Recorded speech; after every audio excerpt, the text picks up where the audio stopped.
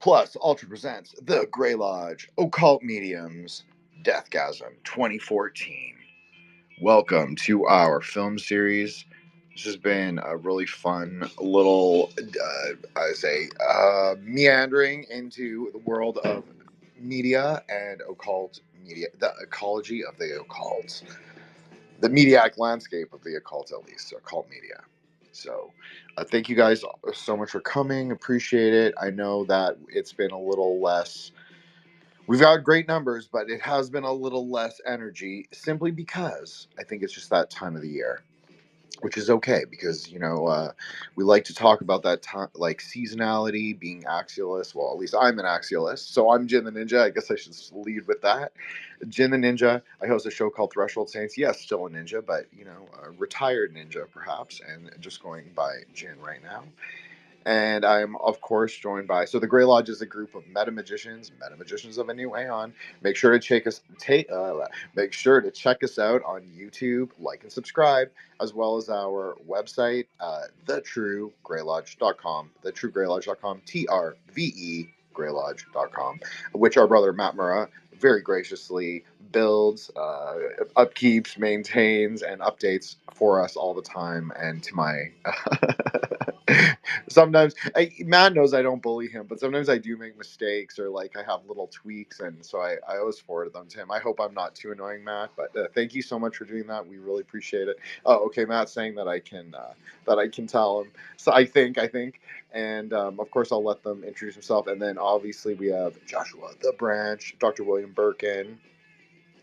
And we have Solar Exile, of course, and Matt, or Matt, I said, Mike, Nicola, Mike 1, so check him out, and then also Seth, Bibliomancer. But I think Seth's headset broke, so I think that's why he's not here. But Joshua has an upcoming episode on my show. Matt, and I have Matt coming on for, I'm not going to say, someone really special. Someone Matt really wanted to speak to me about. So we'll let that be a surprise for when that happens. And basically, that's us, right? Like Jin, Matt, me, Solar, Josh, Mike, Seth. That's us for right now. Monty's, of course, is part of our is part of our co-host. He is just taking a socials break, which we, of course, support and appreciate because everybody knows that I got a little like that in August too. So can't judge anyone for Sometimes you want to ride that wave, and sometimes you have to go back to base camp and sort of figure it out. So. What else? So, but we've been rocking it. Like, yeah, it's been a little lower energy on the TL. I've been having fun. I don't know. Some of you kind of know this. I think that I've been having a lot of fun on the timeline, but I've really behaved. I'm really like, I had a little scuffle with like a bigger right wing account, but like, I think it was totally within. I think it was very much. I don't think I was the bad guy. I think I was the avenging hero, to be honest. So, anyways. So I'm trying to embody that Aeon, maybe Seth, a little more than usual. Obviously not our Naga Bibliomancer, but Seth the Aeon. So what else are we? So we're plus ultra, so magic's fucking real. We're right about everything. Maybe not everything, but we predict a lot, and a lot of what we say ends up on the fucking timeline. So I don't know. We're kind of right about a lot. So I don't know. But it's all speculative, of course. It's all speculative. Everything we say is speculative. What else? I don't know. What's good, Nagas? Like, I don't know. Last week we watched Hellraiser, which was really cool. I think it was a great series, honestly. It's like really fun. It's really fun to talk about those kinds of things with everybody, like with all of our crew, right? Because we see a lot of the same things. And speaking of seeing the same things, I'm a mutual of his now, so there's like a 31K right wing kind of like base bro Himalayan aesthetics account. I forget his name, but he's cool. He's a cool dude, and he became my mutual, and then he was like, people told me that you know things, and I'm like, I don't know anything. But I mean, don't misunderstand. Of course I'm the Scion. I know everything, but there are like things I don't. There, I'm not very. I'm not like in the world so much. So there's a lot of things I still don't know. So but yeah, of course I'm smart and all that. But he posted something about how the Dalai Lama and this Chabad rabbi had a discourse, and they were talking about colors the whole time. And if you followed this show, The Grey Lodge, or followed my show, which is also kind of everyone, it's all the co-host show because they've all appeared on it multiple times, which is it was part of it, to be honest. So I'll talk about colors. I'll say this is something I've said since like my first episode. It's the colors. That's what Kabbalah and Tantra have in common. It's the colors. I know people thought it was weird, it was crazy, it was like way out there. Oh, Jin's a Jew, Matt's a Jew, you're all Jews, okay. But the reality is I saw it, so I knew it was real. I like knew the Sephirotic and the iconographic and the tantric colors. There was like a trinity. It's all encapsulated in the art. Things I had seen, things I had experienced, things I knew. It was all there. That's how I learned Kabbalah.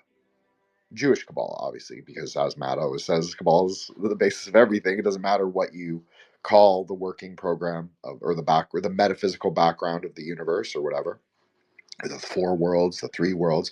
It's all Kabbalah. But it took me to realize, not me, I'm not the only one who noticed, but I am someone in contemporary time who's often said it. So I'm just saying they get it now. I think people are ready to hear it. I think people are ready to hear that, yeah, we live in a primordialist system or a perennialist. I'm not a perennialist, I'm an axialist, but we use perennialist because it describes something that people recognize, right?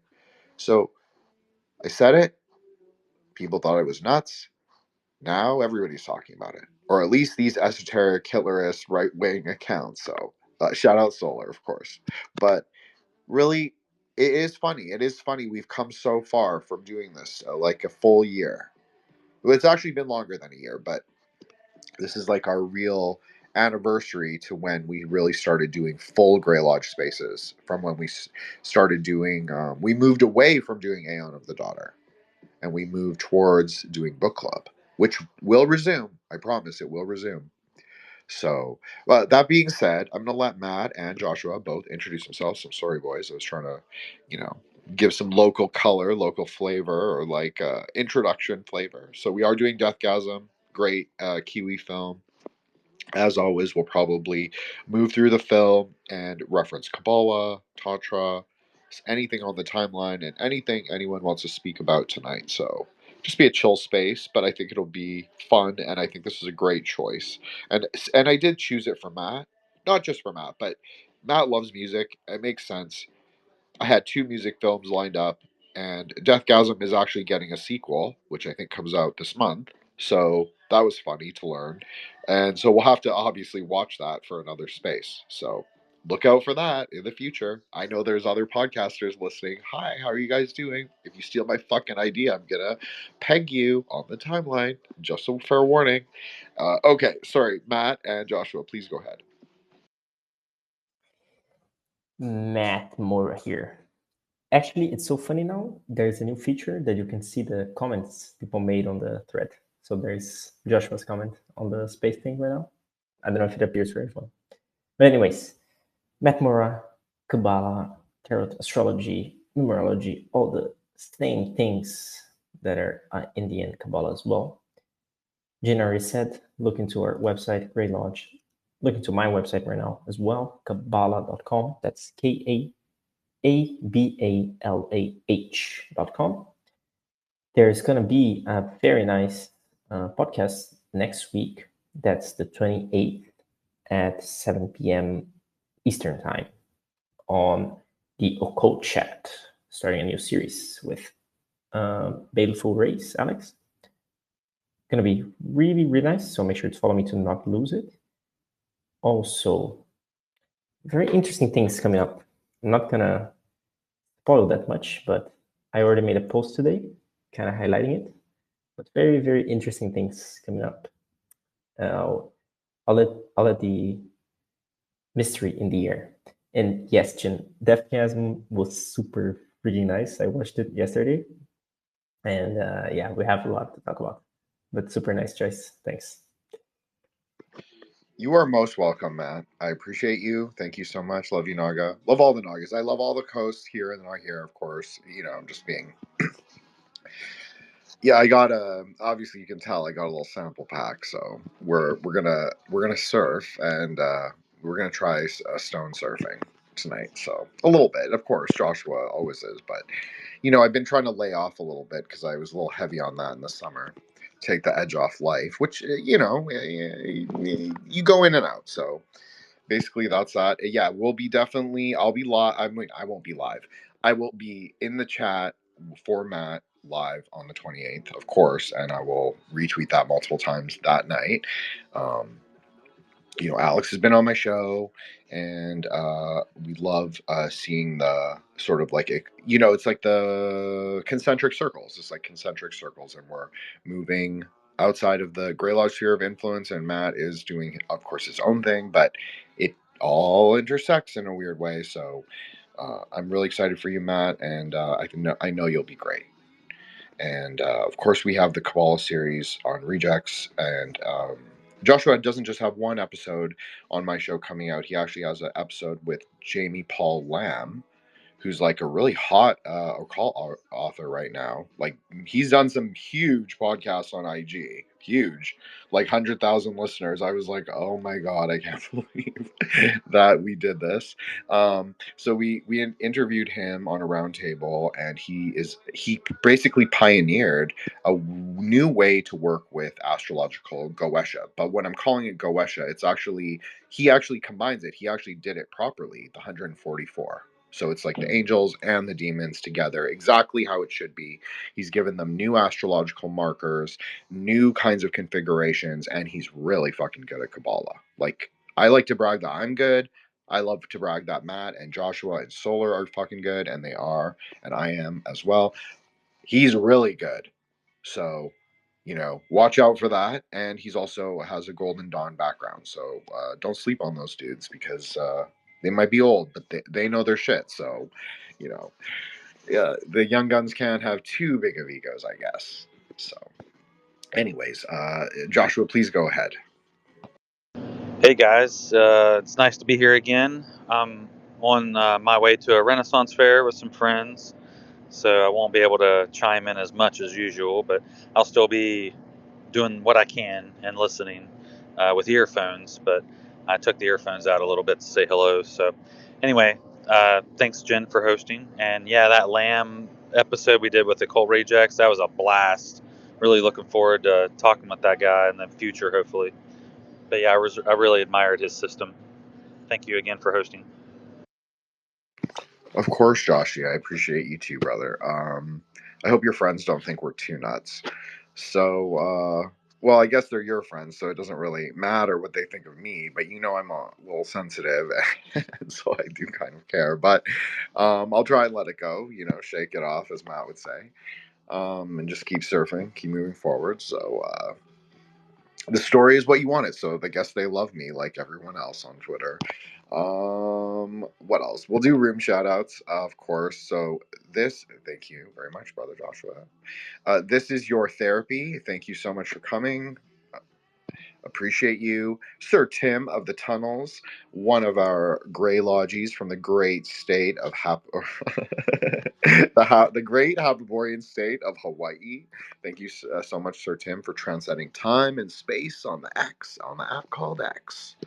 Because that's what we do, Metamagic and consent. So if you're staying, we're doing magic. Surprise. Vanessa, Truth and I. Thank you so much, Vanessa. I'm so glad to see you. I hope you had a wonderful festival and like farm market season. Everybody check out Vanessa on IG. She has a wonderful Etsy store that sells tie-dye clothes, and she's just an amazing person. I love seeing going into IG. There's only like two people that message me is like Matt and Vanessa, but it honestly always makes me happy because I'm like, you know what, I'm not forgotten about even when I am lurking. So thank you guys so much. And don't worry, Josh. If you want to chime in or say anything, of course you can. But like, I understood. I mean, everybody's really good about. They always tell me now. They knew. They were like, I think Jin gets a little annoyed when we don't tell them right away. But they always tell me they're really good about it. They're like, we're not being here, and we're sorry. I'm like, why are you saying sorry? Just like, it's okay. Just let me know, and we'll it's not like school. It's just like, we're gonna talk. We're gonna do Kabbalah talk. We're gonna do a little Metamagic, and see where it fucking goes. So, yeah, we're gonna get right into Deathgasm, because I think this is sort of like last week. It provides the foundation for any Kabbalah or magic that we want to talk about later on. So, Deathgasm, what can we say about this? Well, I'll go first, and then I'll let Matt go, because I know that he's probably like, Jen, hurry up. So it's a New Zealand film, Kiwi film. So if you can get over the accent, which is not bad, I prefer Kiwi accent over Aussie, to be honest. And they're very Canadian. Like, everything about Kiwis are, you can really just like almost translate it, like a little weird, a little cold, a little niche, and like very what's the word, like they're all archetypes, right? Like, they're all kind of caricatures. That's the word I was looking for. They're all kind of caricatures. That's very Canadian as well. So that is kind of how it goes. And so these metalhead boys, so I was not a metalhead boy at all. I was like a weird goth kid who skateboarded, and I never didn't smoke pot back then, just cigarettes. But so I wasn't really in that crew, is what I'm saying. But I remember from my high school days, and this will make me sound like an old troon, but I think Joshua will also maybe understand. Matt probably won't, but that's okay. That there were cliques, there were like types, there were groups, and you had to kind of fit into something. You had to fit into a kind of, it wasn't like quite jocks and like nerds, but it was like, especially for me, I didn't go to public school, so for me it was like, it was extra distilled, like very distillated kind of groups. So we didn't even really have metalheads, and frankly I wasn't even really aware of them until like years later in university. So so we basically follow a small group of metalheads around as they sort of navigate the ins and outs of a normie working class high school. And yeah, it's a little cliche in that, but I think it's also kind of real, and it also is relatable and speaks to something. So they push these kids to the margins. You could say they were liminal and silver surfers, but they didn't quite know it yet. So they're a big fan of this dude who is kind of an underground legend, metal rocker, metalhead, I guess. And I forgot his name. I think his name's Frank. But anyways, he lives in this abandoned old house that has like some kind of satanic altar and like summoning demons and shit. And he is in possession of the Great Black Hymn. So, what is the Great Black Hymn? Well, in the film, it is the missing pages to the Devil's Bible. So basically, these metalhead kids get a hold of it. They play the keys, and then what happens? The town gets basically possessed by zombies, or not zombies, but they're kind of zombie-ish. They're like, they're ghouls. That's how I would call it, ghouls. And so some of them are ghouls, and some of them are go crazy. So you have like other people, and then a lot of people die. So that's basically the film. And there's a girl, of course, and interestingly, she plays a very pivotal and important role throughout the whole film. And they have to basically rectify what they fucked up. So interesting, because it's often something that we discuss, like processes of rectification. Of course, it's also synthesis, which is also music. So you could say this is a very on-brand film for the Grey Lodge, and sort of our practical, and to quote Matt Murrah, pop Kabbalah approach to everything. So it's about friendship, and it's about it is supernatural, and of course it has quote unquote goetic. I mean, the whole film's goetic, and there is real Goetia in it. I mean, they use seals, they use ideas, they use names. all things that we've heard before. If you're familiar with the keys, or not even just the Solomonic keys, but any kind of Goetia, Balg, some of you know that I'm old enough, unfortunately, to have participated in the Balg forums when they were hot back in the day. I've never divulged my screen name, and nor will I ever, but I was quite a notorious troll, just as I am now. So basically, that's that. And, well, some things never change. We change, but some things never change. So that was one of those things. And sometimes I just think, whether I'm right or not right, the point isn't that I'm correct. But of course, I usually do think I'm correct. But the point for me is really like, can you test the idea in discursive fire? If I challenge it, are you going to shrink away, or are you going to defend your thesis? I don't know. I don't think that's the worst thing in the world. I don't think it makes me like, it's not like I'm Pol Pot or something. But Twitter will be Twitter. So basically, that is the film. And so that happens a lot in the film. Is like friendships are challenged. Of course, it's like under pressure. You're like being eaten, torn apart, dismembered, attacked with sex toys. Yes, that really happens. Different various things happen to the boys in the film, and they have to overcome it, and they have to overcome it together. And so it is interesting also, the love is a primary, I would say, subplot, but it isn't the totality of the film. The film's really about Brody, and it's really about him and his friends, because that's how it starts. And sometimes friendship is also about rivalry. And I think that's an interesting thing, not necessarily about us, and I don't even consider it like about us or any of the co-hosts at all, but you put two boys together that are similar, very similar maybe, and interested in the same things with the same aesthetic. And it's like, of course you're going to have like moments where you're going to be reflexive, and you're going to say, are they better than me? Are people coming not necessarily to the space, but to like, okay, so let's say hypothetically, let's say film universe. Are they coming to our like death metal show because of them, or are they coming because of me?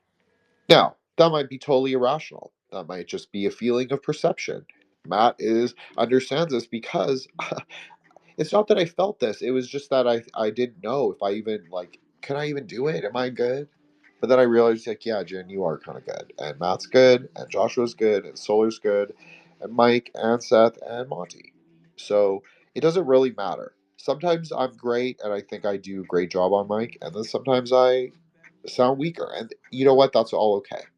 It's all okay, because we're a group show, and that's exactly how it should be. And it's like our audio archive of our friendship, as well as our like magical ideas. So instead of like writing it in a weekly zine in some California or San Francisco basement in 1973, we just do it live. So, it is how it is. So, Deathgasm.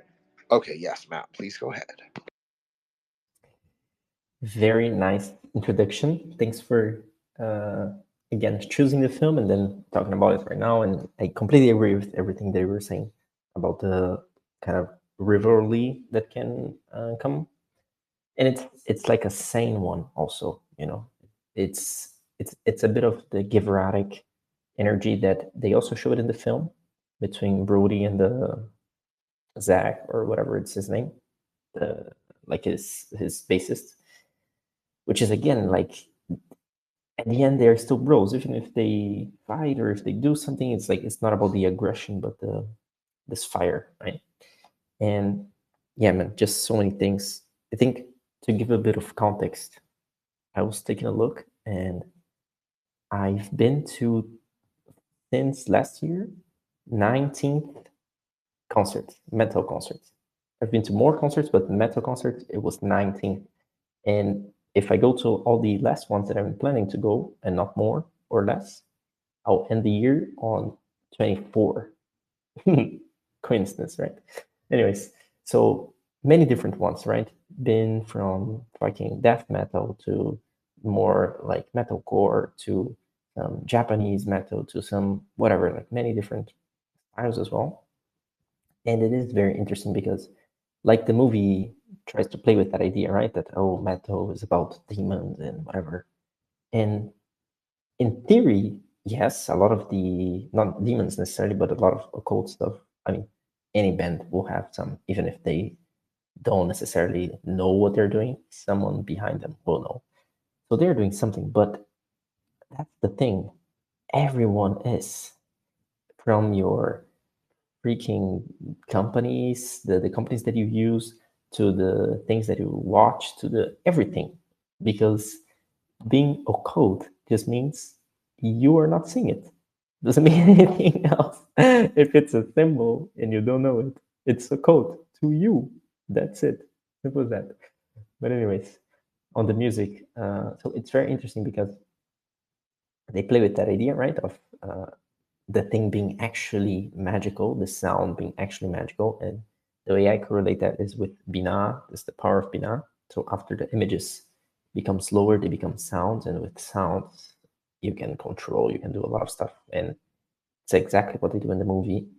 They start playing the black hymn thing, and everyone starts getting into a trance and so on. So that's what at least metal concerts are about. Like, you go there, there's already a lot of ritualistic in place, from the gestures that people do to the ritual movements, like the circle of death and the wall of death and whatever, like the things that people do. And then obviously the music and the lights. Again, Chokhmah and Binah, the lights coming together, what colors the lights are coming, like if they're synced with the sound or not, if they're flashing or not. Like flashing lights, man, they can put you in a trance. Simple as that.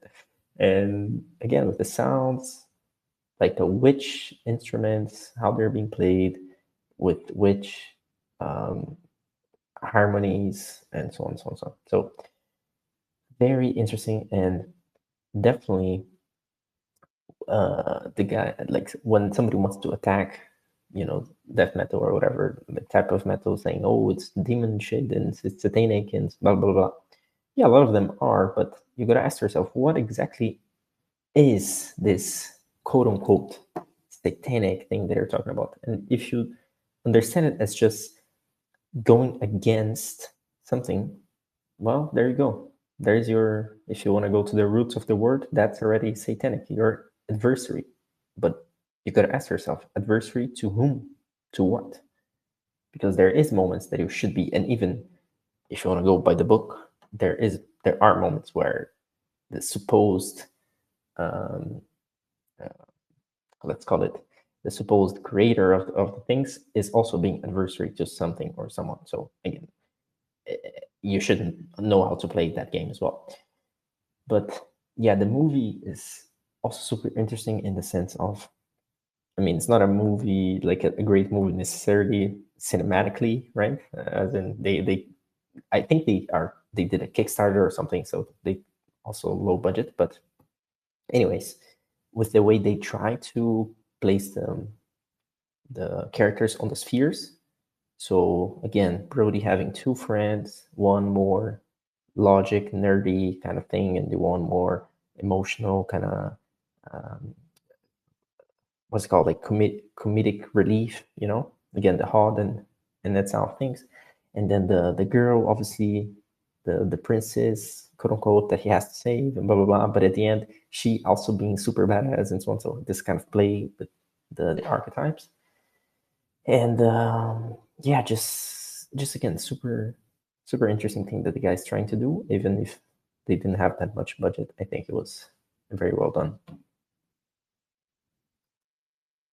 What you have to understand, Matt, is that for millennials, this kind of filmmaking is what was quote unquote always cool. Now, it wasn't what wasn't what the necessarily the cool kids, like the popular kids, were watching necessarily. But this kind of like indie, low budget, hello Zach. So everybody check out Zach. Of course, Zachary Schumar been on my show. We did the. He's not just been on my show. He is my co-host for the Tracy Twyman series. Of course, we love Zach, but Zach also has popular YouTube channel. So everybody can go check out Zach's YouTube channel and like and subscribe. And I'm really proud of him for doing that, because I know he wanted to do content creation and he just had to figure out his niche. So I'm really happy for you, Zach. And like, I'll plug it all the time, even if it embarrasses you. I'm sorry. You're probably like, I don't want associated with Jin. You're such a loudmouth. But you know, I'll use it for good sometimes. So yeah, so already check that out. But it is funny. I was thinking of Zach because obviously the characters are Brody and Zach, right? So and Zach does play the drums, so you know, it is interesting. It's funny. It's just a funny life, as we always say. Every time we choose a Kabbalistic or like filmic theme, it always permeates into like other facets, and we start to notice those archetypes, those Kabbalistic correspondences. And then what Matt said was so funny, because I was thinking in my head, I was like, Matt's going to totally talk about it. I was like, the Hode Netzach friends, because it even makes sense. And even the colors, like the hair colors and the, like, exactly like Matt said, the portliness. The friend that is portly, that's very Netzach. And the friend that is like blonde with the glasses, that is very Hode. Like you couldn't really choose better archetypes. They kind of perfectly match each other, and they're well balanced, because they're not my main characters, but they're of primary importance. They're part of the foundation, right?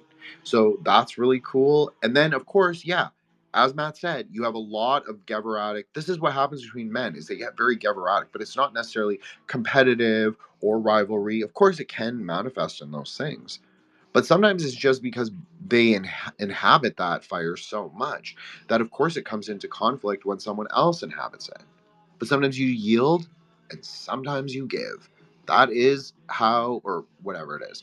You yield and sometimes you move forward. So it's about the interplay. That's how fire should work. I know we were talking about this. So funny. We were even talking about this in the group chat today, about how Sagittarius, or Sagittarii, I should say, are the true lords of Jupiter, because we really wield the lightning rather than the fire. Even though, yes, quote unquote fire sign, but we're really like the lords of Jupiter. So we really wield the lightning. So this is obviously a big part of this film as well. And as Joshua, I'll quote him, because it was Matt who was talking about the thing with the plants, and Joshua. It was Matt and Joshua. But then Matt said something, I think it was Joshua. No, Joshua said something really good. Both of you said something really good. But Joshua said the thing about how lightning is the air plus fire. So it's like the addition. And it is. However, in Tantra, we would say it's the 4 plus 1. So the 4 plus the mind, because you have to be in perception of the 4 coming together in order for them to make a thunderclap. That's just how we would think of it, but it makes perfect sense either way. It really does. Because it's like something about combustion. It's something about the spark. It's something about the tensions. It's something about the sort of friction, the polarities between the upper, the supernal, and the lower waters. So you get that kind of surface tension between the waters, and given enough sort of energetic flow between those two things, what do you get? You get fucking Diamond Thunder. But it's only Diamond Thunder in your mind if you perceive it.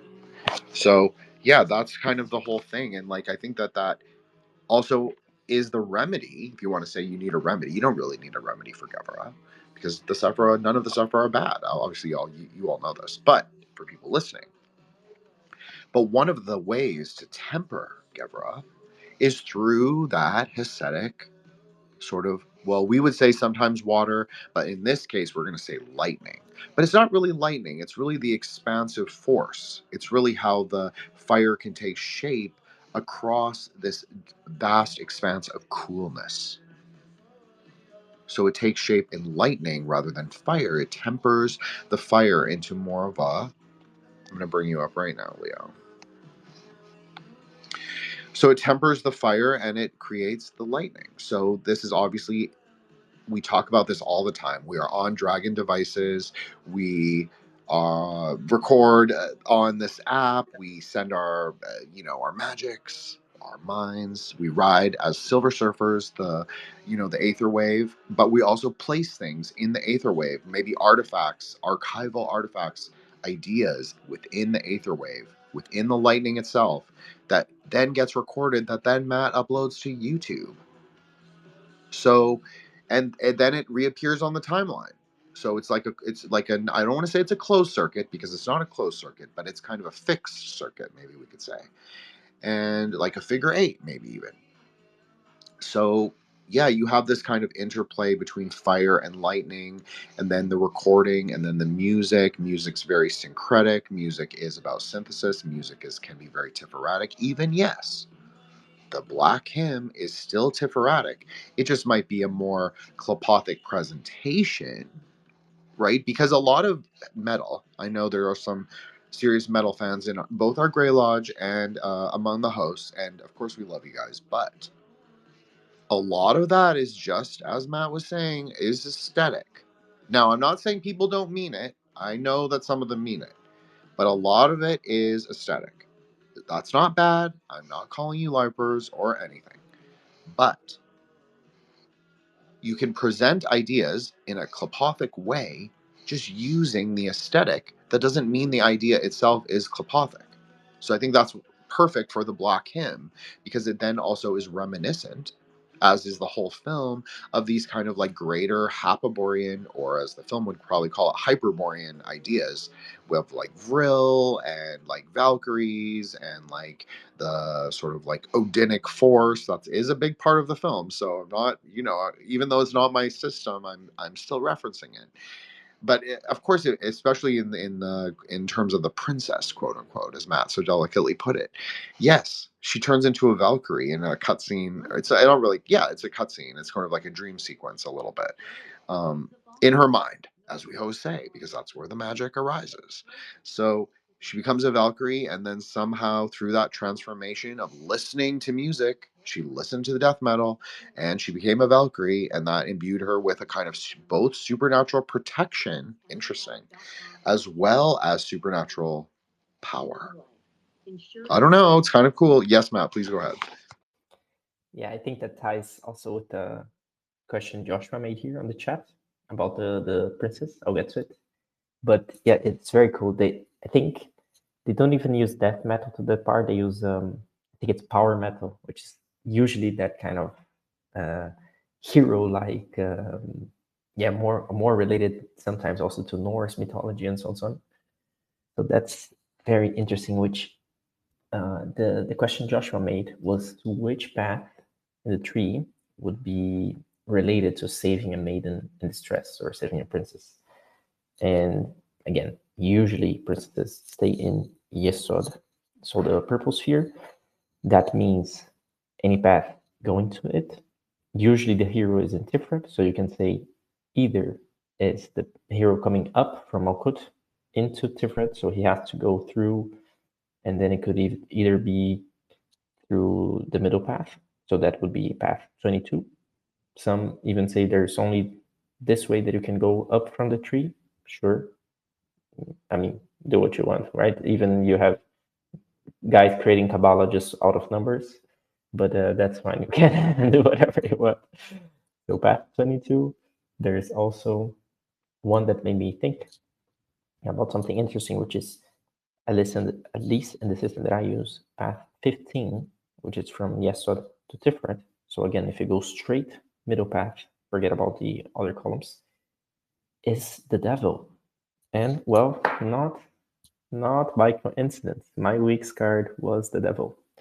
And well, what the devil talks about is, again, being the adversary, doing the magics, right? In the mythic deck, we have the god Pam, so the god that is usually depicted as the devil, right, with the horns and so on. So Pam was the god of what? The god of the parties. Again, see how everything starts connecting. And it is so interesting at the end when his friend Zach gets the devil guy. I even forgot the name of the devil, Apple something or whatever. There's a name for the devil guy, and he gets into it and he transforms his friend into this kind of more devilish form, right, with the horns and being red and with the kind of almost like reptile skin and so on. So it's like Jim was saying, all of this is most times for aesthetics, and if we want to talk about initiation and like mystery schools and so on, is to scare those who are not prepared. Simple. You put some scary little thing, the person shits their pants and doesn't go for the juice, like doesn't go after the gold. That's simple. Like there's nothing a lot of times going on necessarily bad even. It's just, again, ways of thinking. But anyways, there's also things that are bad. So please use your perception. But the interesting thing as well with the songs is that, just like Jen was saying, the girl, she had some reluctance. So at first she was with the Chad like archetype with the Brody's, like a step bro or something. Not step bro, it's like a cousin or whatever. And she was trying to fit into the archetype, right? Of the kind of mistress, of the like popular girl and whatever. But she was reluctant. And only after she listened to the music that really the thing changed. Because before, again, she was trying kind of to talk with the main character and so on, but only after the music came. Because again, music is magic.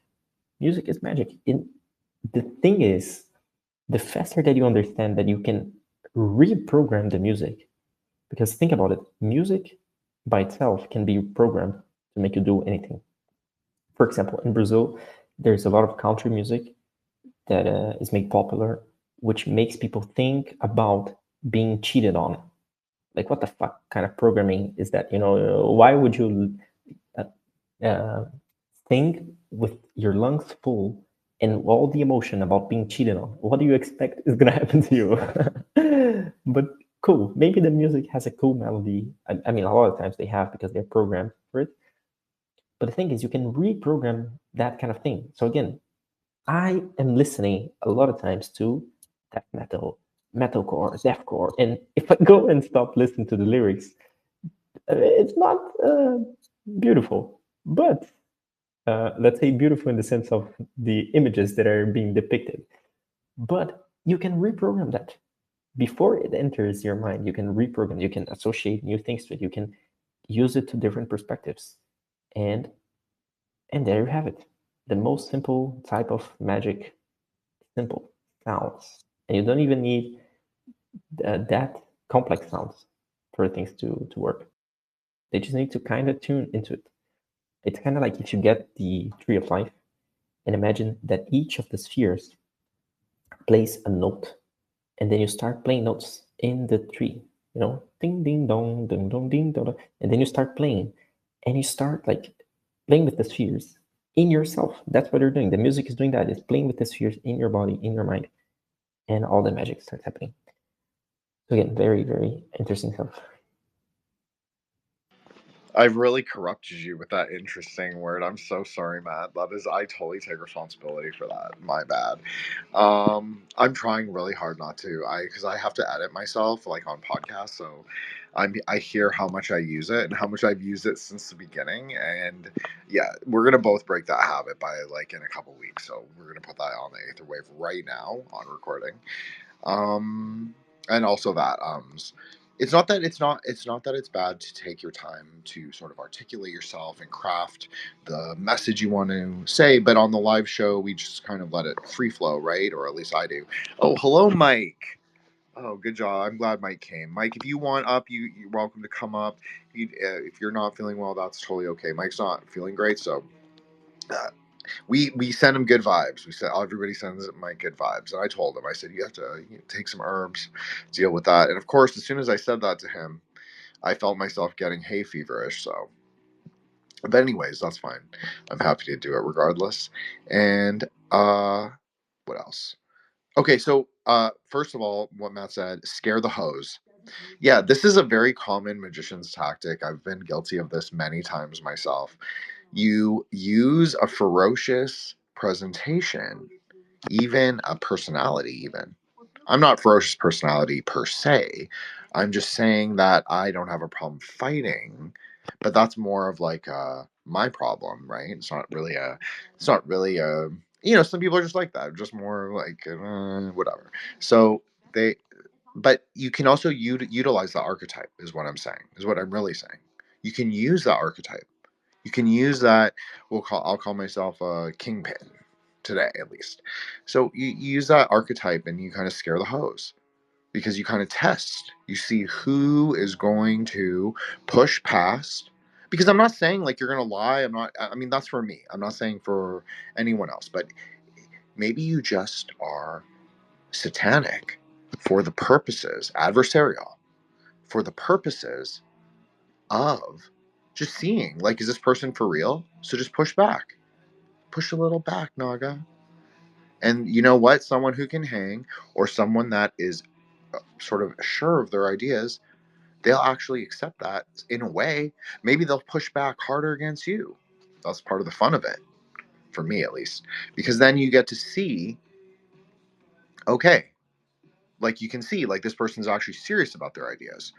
Like where I've come into conflict sometimes, I'll just speak from personal experience, is that people will push on me thinking I'm like some mild little ESL Kowloon rent boy. That's a famous line for anyone listening that I coined. But that's not the case at all. That's not the case at all. And so if you push against me in that way, you're going to have a very explosive result. And I'm good. I mean, I'll tell you, I'll be like, yo, this is like too much. You're pushing up on me, and I'm going to, might get a headbutt. And so if you can't take it, then don't push against me. That's it. But you should be able to take it. So, like, I know sometimes I push boundaries. And so if someone pushes back against me, sometimes you do run and hide. And sometimes you push back. And sometimes you meet in synthesis. You meet at Tiferet. So I liked that this film, even though it didn't necessarily end on that note, because Zach is a disembodied, not our Zach, obviously. Zach, the character, is a disembodied sort of Goetic spirit, we'll call him. It's still, even though they were rivals, they still remained friends. So it's kind of a transformation of their friendship, right? Because it didn't matter. Like Matt said, the Gevrotic fire didn't matter. They were able to make magic together. They were able to make music together. So I also really liked that Matt said that. And I'm just going to say this. Obviously, we'll go with like however the space goes. But Matt, if you need to drop, you just interrupt me and you plug yourself and you say whatever you need to say. And there's no problem at all. It is late in Italy. Yes, Matt, please go ahead. So I'll probably this is going to be the last thing that I'll say, and then I'll just listen until I either fall asleep in the chair or I just go out. But you touched on something, and it made me remember music, right? So I'm going to use Portuguese just because, but it could be in English as well. So in Portuguese, music is spelled música. So that's M-U-S-I-C-A usually. But the sound of C-A and K-A is the same. Depends on how we write. So what does this tells us? The mu is the same as the aum. It's the sound. Mu, you change the M with the U, you swap places, it becomes aum, right? It's the lamentations, it's the sounds, and you can see also that the thing comes from Lemuria, right? So it's not that new. It's actually quite old. The SI, the C, is the same as the note. So it's the note that plays in the top of our head, right? It's the musical note, C. Do, re, mi, fa, sol, la, si. So that's one. Or also it can be the IS, the is from ISIS also. You have our backs, right? The bone of our backs. If I can forget the name of the bone, with a serpent enrolled into it. And you have the K. The K, same from Kabbalah, obviously, but just one A, is the ideas of men. So it's the analog part of the word. So if we join everything, music, musica, we have the ideas of men changing your way of thinking using waves. So that's music. Binah, again, the power of using the waves, be it through light, Chokhmah, or through sound, more slower, Binah, changing everything. And it is such a powerful thing because even, when you do simple things like rhyming, that's a magic. That's magic. Rhyming, when you say something. And when you say it enough times, when it rhymes even, see, it rhymes, it becomes more powerful and it doesn't stay out of your head. Think about adverts. When you get an advert, they will try to make the thing stick in your head. Why? Because they want you to be thinking about the brand whenever you want to go shop, even unconsciously. Rhyming, so the things having rhymes will make that easier. And that's also a trick that you can know to break magic. Sometimes it's breaking the rhyme. You break the rhyme, you break the magic. So you gotta know, and it's an interesting thing. Fucking hell! Now that you said, now I'm conscious about it. It's a cool thing to have in mind when doing such magic, such powerful creations. Even again, the way that you speak and the way that you call things are all related. Because if you want to call yourself something, but the way that you call yourself, right, with the intonation and how do you want to do it, it becomes a music in itself, not with the melody and everything, but it's kind of parts of it. So the more you think about it, the more you can see how it all plays out and it all comes together. So pretty sure I'm not gonna speak but anymore today, but that was super cool nonetheless. I'm gonna be listening here for a while, and yeah, until now it's been pretty good. So please continue. Thank you, my brother. Love you so much. That's my little Naga, but he's not. He's only my junior in age, as I always like to tease him. He's really not my junior in anything else. So, thank you so much, Matt. I appreciate that. You brought up something really interesting both times, and I forgot to respond to it. So, I'm slowly winning Nick Land over. Like, yeah, I shit on him all the time in the in the spaces, but the reality is I have gotten several likes, as I always share in the group, and so we're working on it. But for real, there's always the past. I think this is a really important, like a serious point. Not a like I won't be like a fool right now. I'll be like a serious person, like Matt is. Matt is better at oscillating that. I'm not as good. But the paths are always there. The paths exist because you exist, because you have the ability to navigate the Sephra. That's the whole point of the fucking tree. So, Nick, sorry, but not Nick from Occult Rejects, obviously, Nick Land. Nick, I don't agree. I'm not a satanic Calvinist, nor do I want to be. And I'm not even against, like, as I said, I'm fine to serve as a satanic figure. I don't mind challenging things. I like being adversarial nature. That's fun for me most of the time. Not always, but a lot of the time, yes. And just like I don't mind being a little Aramonic, just like I don't mind being a little Luciferic. I actually like Luciferic the best, but if we're playing those archetypes, but you can take away the paths all you want, but people are just going to rebuild them. So, in my opinion, I think Matt actually might agree with this. I'm sorry, Matt. I'll say you do. Is that it doesn't matter if he renumbers the thing, but you're going to renumber it, and it's going to change the way people navigate the path. So I'm not about that. I'm about making the paths. See, the tree. The thing is, why Matt even retweets that. That's the one tree that he likes. It makes sense to me because the traditional tree, quote unquote. It's a liberatory tree. Yes, you can interpret it in many different frameworks and many different ways and say, oh, it's stuck, it's a cube, it's this and this. Yeah, sure, you can interpret it that. But the paths actually make sense. There's a logic, there's a natural coherence to the whole thing. So it actually teaches you more rigorously. how to navigate the Sephira. That doesn't mean you have to stick to the path 100%. As we always say, there are many archetypes for the paths and the Sephira themselves.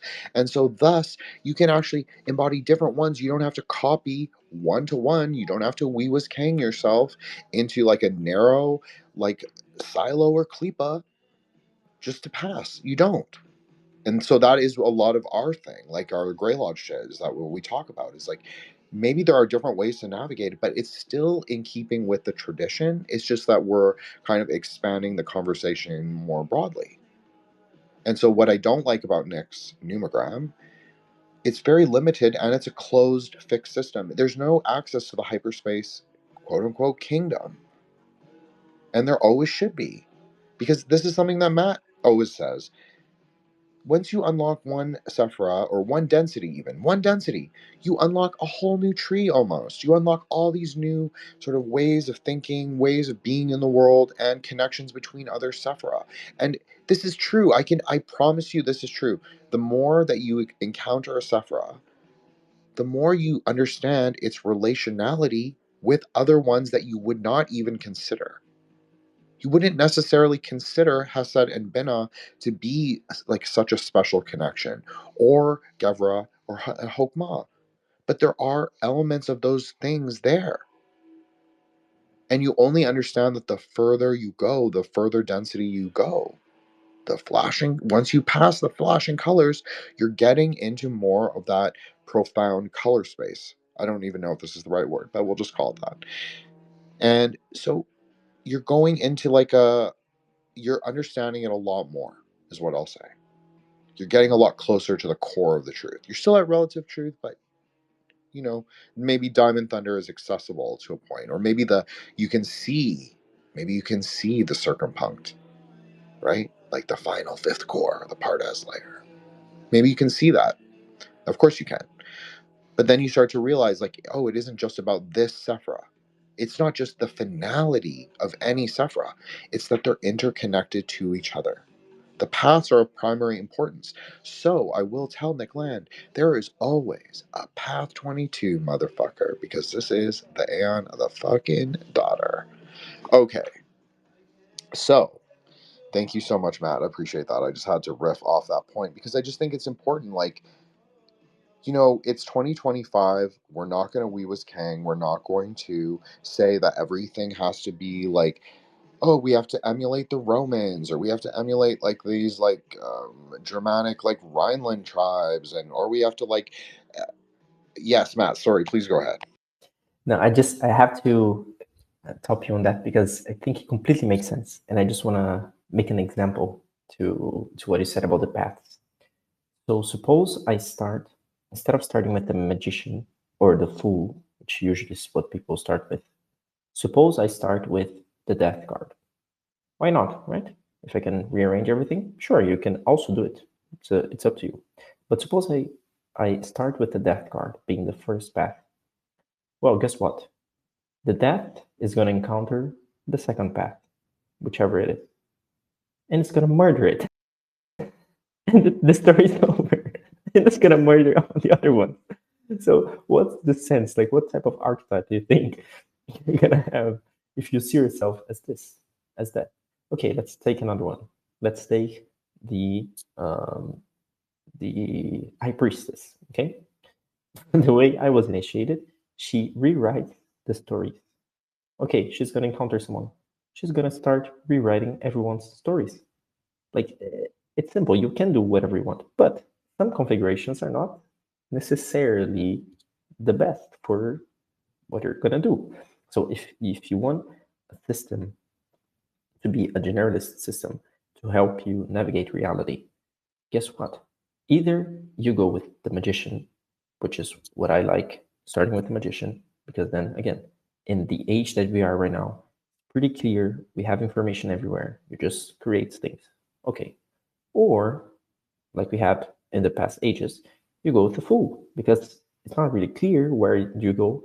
Before, you didn't have books, you didn't have clear initiations. Everything was kind of scattered around. You could only really see one sphere at a time and so on. So yeah, you can go with that as well. Like, it doesn't really matter at the end of the day. It depends on what you want to do. But if you think about it, the aeons have importance. Like that's a lot of what Jin talks about, and that you should listen to, especially the older spaces that we're gonna start adding on YouTube as well. But that's it. Like you can do whatever you want, but it's the same as, let's say, you getting, if you're, imagine you're creating an astrology chart of someone, and then you place, I don't know, you wanna have someone super emotional, and then you place the moon into fucking Capricorn or something. Like, what are you gonna do? Like, depends on what you want to do. Maybe that's not the best place if you want someone to be super emotional and taking care of people and so on. Maybe that's not the best place. That's it. It's not that it's bad or that you cannot do it. It's just a matter of configuration. That's it. Thank you so much, brother Matt. I really appreciate that. And it's so funny that you say that. Obviously, I know that. Well, Matt's really smart. So he just play. See, Matt's good because, as I said, he can actually oscillate between the archetypes, between that fool and the magician. Yes, he is a magician. Absolutely. But there is a little bit of him where he's in the world. And this is not necessarily because Matt is a fool. It's actually because he's young. So, again, you have to embody your type. You have to kind of go with the flow, go with the aether wave. So he's young, so he gets to be a little bit of a fool, and that's okay. That doesn't mean dumb. It actually means that he is able to kind of reconcile those things in his everybody notes this about you, Matt, is that how even you are, how much you kind of embody your sun sign, and like in a true way, and like how mediating you are, how mediating you even are for us. Like when I run to you and I'm like, oh, ask this one for, help me, or for this person or whatever. Like I know that. I asked Joshua and Solar Love too. Okay, but I just know that when Matt does it, he's gonna interrogate me. He's gonna say, not interrogate me. He's gonna say, Jin, is this you or is this like what someone else is saying? And then I'll be like, usually it's like, well, I won't lie, but it's like 90%. It's like I'll be like, yeah, it's probably my perception of it. So he'll say, change the story. So like you said, like you can remix the deck. You can start at different cards. You can start at different paths. But both of those archetypes, the magician and the fool, are really good starting archetypes for a man. I know this is not that popular on right-wing Twitter to say those things. It's kind of a dirty, transgressive, satanic thing to say, maybe, but I mean, we're a group chat of magicians. Like, well, I don't know what you want me to say. I'm not going to go against type, right? So basically, I think that it's an alternate current, you could say. I know I tried to give the space like really clever kind of undertones of sexual subtext, but nobody really got them, so I had to abandon that. But I thought they were funny. But that's the whole thing too, is like what Matt was saying. I felt very seen at that moment, Matt, is that when he's talking about like rhyming words. Yeah, fuck yeah. 3 years I've been saying this, rhyming fucking words. Use the poetry, use your words, use the timeline. That's metamagic. Repeat things, hapaboria. That's a great word, isn't it? Yes, thank you, Sensei Jin. Thank you for coming up with such a wonderful word. Yes. Anne of the Daughter. Did I coin that per se? No, I didn't coin that, but I've definitely repopularized it. And there are several other things. So what you do is you play to your strengths. I'm strong in naming. I'm strong in calling, for better or worse. So that's what you play to. I'm not the only one, of course, that's popularized words on the internet. But it is kind of cool. It is kind of a bragging right, and it is kind of like a mark that you're kind of good, at least in one way. So, I mean, that's what the whole thing is. And someone was like, the Grey Lodge is a great name to me in DM the other day, and I was like, yeah, it fucking is. And so, let me do a couple room shout outs. Obviously, Leo's joined us as a co-host. Our Happy brother from Ireland, Mike, who's obviously our regular brother, but he's on break. Avi, Bullbrave Free, Yogini of the Lodge, thank you so much for coming. You're seen, you're heard here. Sir Tim, you got one, but we'll say Sir Tim, another Happy brother, Zach, of course, Zachary Shumar, our quiet researcher. I know he's always like reading things, but he's like, I'm staying out of this, Jin. Then we have Blue Hour Bookery, who is fast becoming one of my favorite kind of like cottagecore, witchcore mutuals. I don't know, maybe you'll cringe if I say it like that, but a great poster nonetheless, a lodge member as well as like a fellow Canuck. So really a Happaborian at the end of the day. And we have the Angel Provocateur, who I know has been trying to get me to give a follow back for a couple weeks, and maybe I'll soften today and I'll do it. So, yeah, thank you so much for coming. Appreciate it. And obviously, these spaces happen because they're in synthesis. They happen in consent because good magicians, not necessarily good, because I'm not really that good. Let's be honest. But the good magician, or like we'll say a magician in perception, is going. Oops, Jin, you there? Can you guys hear me? Or okay, I think he had some technical issues. Let's see if he comes back in a while. But yes, let me try to continue it here. Deathgasm, what we were talking about, the movie. So something interesting that I get to see when I went to a lot of metal concerts this past years is that noticing the merch. So noticing the symbols that the bands use. And it struck me that obviously some of them should know what they're doing, right? It's not like they're just getting into some random Wikipedia, searching for occult symbols and just placing whatever they find is cool. Okay, maybe some, but some of them might know what they're doing, right? And I even remember this one day, I went to a band. Well, those were pretty clearly knew something. The band was called That. Yeah, sure, okay. The band's called That.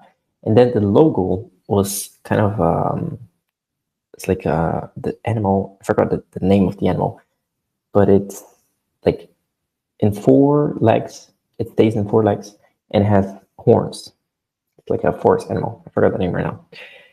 Like similar to Bambi, but not really the same animal. And the thing is, well, I didn't know that beforehand. I just looked at the symbol, and it's usually metal bands. They have those kind of weird, lot of symbols and things going on. So a lot of times you don't really understand if you don't ask the band or if you don't read it somewhere. But I was trying to understand it, and it seemed like it was making some kind of Ouroboros thing, some kind of 8 loop. And it struck me, oh, maybe it is an animal, like not a snake, Ouroboros, but this kind of animal. And I asked him, and the guy went, oh, what the hell? Like, you're the first person to actually notice it. You usually have to explain. So I was, yeah, okay, cool.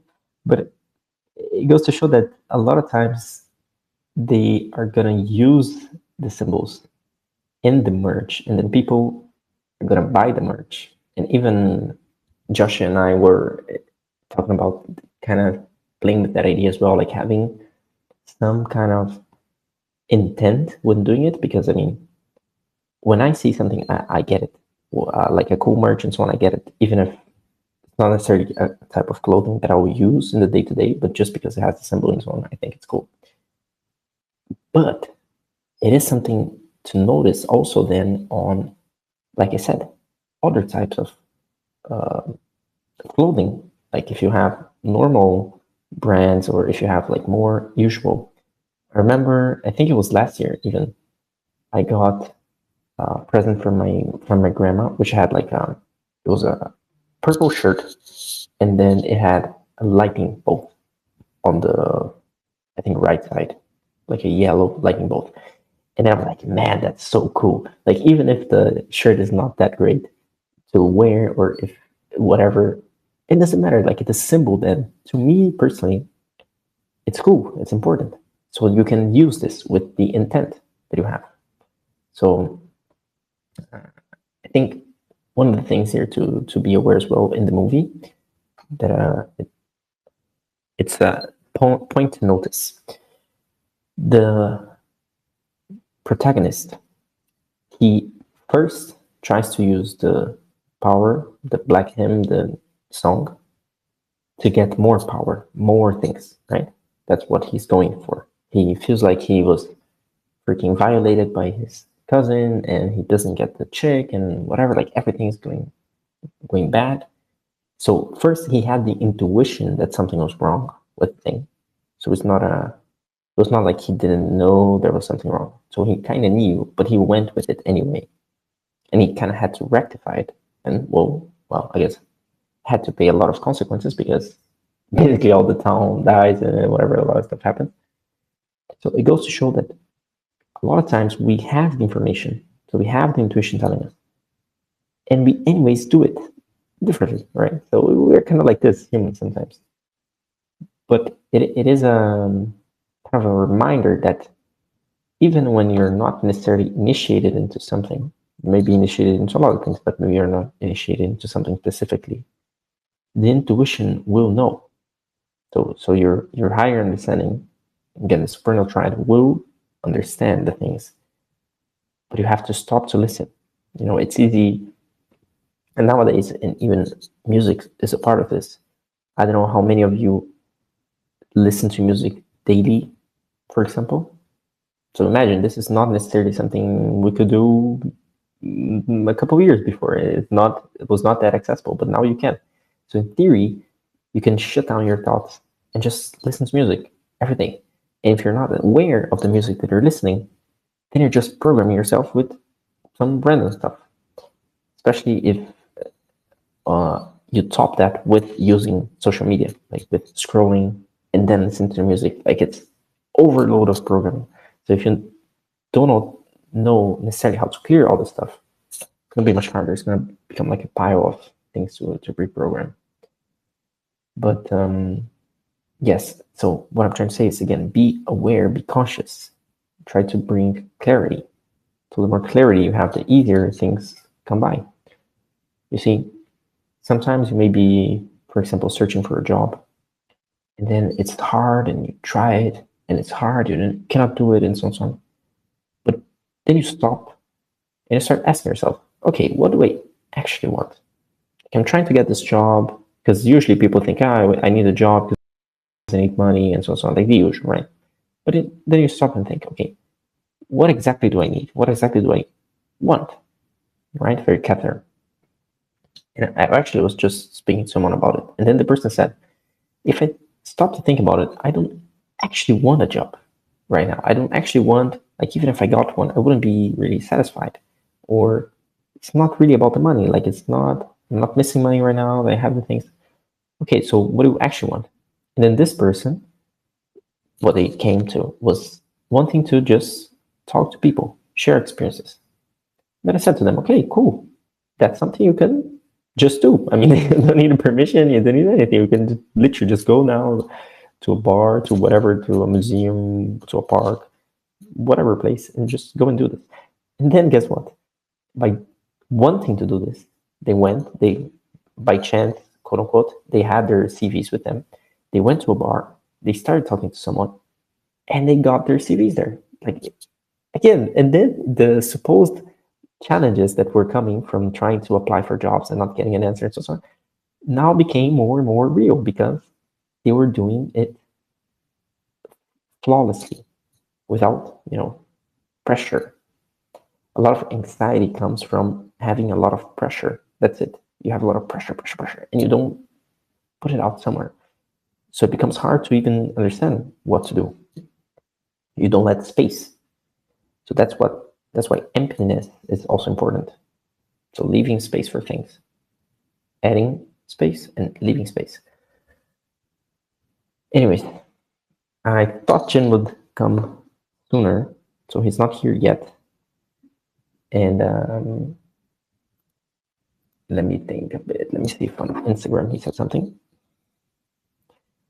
Because otherwise I might just finish it unless other people also have things to say.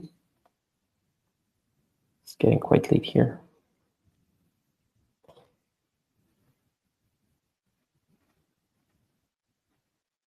Maybe his energy fell off or something. But yeah, I don't see any messages. Okay, it's a bit unfortunate, but I guess it was cool nonetheless. I don't know if somebody has things to say.